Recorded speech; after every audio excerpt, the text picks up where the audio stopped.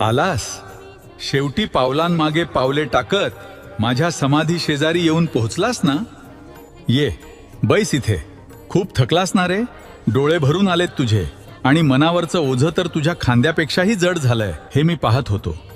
या जगाशी, या जगातील माणसांशी आणि परिस्थितीशी दोन हात करून खूप दमलास ना. तुला वाटलं की तू एकटा आहेस. तुला वाटलं की तुझा लढा कोणाला दिसत नाहीये.